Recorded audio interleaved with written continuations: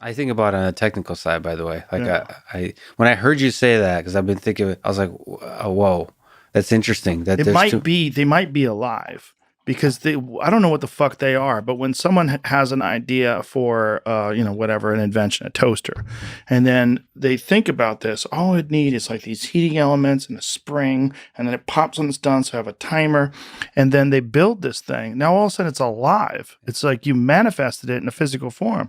A toaster's not the best example, but a car, an airplane, you're thinking about a thing, like an idea comes into your head. And you could say, oh, well, it's just creativity. It's a part of being a person. It's how we invented tools and how, we became better hunters. All those things are true. I'm not saying that there's some magic to what I'm saying, but there's also a possibility that we're simplifying something by saying that it's just creativity, that it's just a natural human inclination to invent things. But why? Is it possible that ideas like creativity, like we are the only animal other than there's a few species that create things like bees make beehives, but they're very uniform. Some animals use tools, chimps will use like sticks to get termites and things like that. But there's something about what we do it makes you wonder, because we look at this, just look at this room that we're in. Look at all these electronics. Look at all this crazy shit that human beings have invented and then built upon others' inventions, improved and innovated. These all came out of ideas. Like the idea, it germinates in someone's head. It bounces around. They write it down. They share it with others. The other people who have similar ideas or ideas that are complementary, they work together and they change the world. And the new thing in that is the ideas, not the people. It's like we think we found the ideas, but it's more like the ideas found us. Find you. Yeah, they're literally in the air. Yeah. They come to you. I always felt like that with bits. Like when I come up with a bit, that's why I'm always telling people about the Stephen Pressfield book, The War of Art, because he talks about respecting the muse and the idea that your ideas come when you sit down and you do the work, or you sit down like a professional and you talk to the muse, like, come tell me what to do. Like if the muse was a real thing, as if the muse is like some mystical creature that comes and delivers you ideas. Even if that's not real, that's how it works. Yeah. It does work like that. If you do treat it like it's a muse and you treat it with the respect and you treat it like a professional, the ideas do come to you. I never thought about what he's doing. He's just sitting there waiting for the idea that's trying to breed to find him. Yeah. That's a trippy thing. If you show up, trippy. If you show up and put in the time and focus your energy on that, the ideas, they will arrive. They will arrive. And that's the same with writing comedy.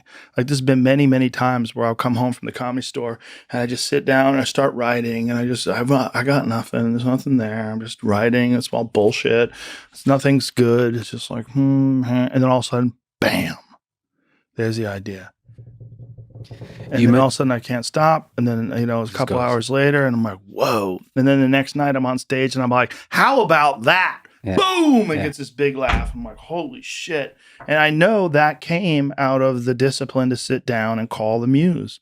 I mean, the cool thing is the ideas have found you to like, oh, I'm going to use this dude. Like he seems to have a podcast that's popular. I'm going to breed inside his brain and spread it to others. It's the same as... or an inventor. I'm going to use this guy who's like desperately seeking some sort of a product to bring to market. Some guy who wants to invent things, is thinking about inventing things all the time. Like these ideas, they weasel their way into your head. And it seems to me also that the frequency that your mind operates under has to be correct. Because one of the things about creativity seems to be, if you think about yourself a lot, if you're really into yourself or your image or you're selfish, those ideas they don't find you. Yeah, it's funny. It stifles the creative. It stifles the opportunity that the idea has to finding. Yes, which is one of the reasons why joke thieves, people that steal jokes, are terrible writers. There's never like really good writers who are also joke thieves. It's just joke thieves, and then when they have to write on their own, if they get exposed, they become terrible comedians. They're a shadow of what they were when they were stealing other people's ideas. Because the thing that would make you steal a person's idea is that ego part, the like the wanting to claim it for yourself, the wanting to be the man. Or the woman. I want to be the person who gets out there and says it, and everybody's gonna love me for it. Like, you can't think like that and be creative. It requires a humility, and it requires a detachment from self in order to create. Like, when I'm writing, I'm blank. I'm just staring. I'm just the part of my mind that's active is not like me.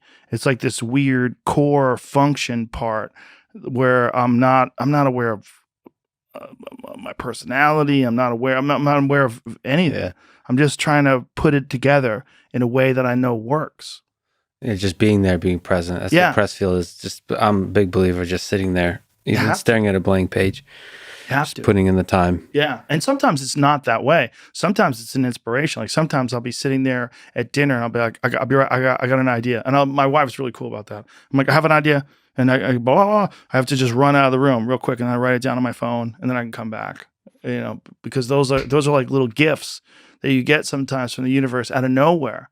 And some people rely only on those gifts, and I've talked to comics about it. They're like, I can't come up with my best ideas when I don't write. And I'm like, no, I do too. I come up with great ideas when I don't write, but I also write. Like, you can do both of those things. They're not mutually exclusive.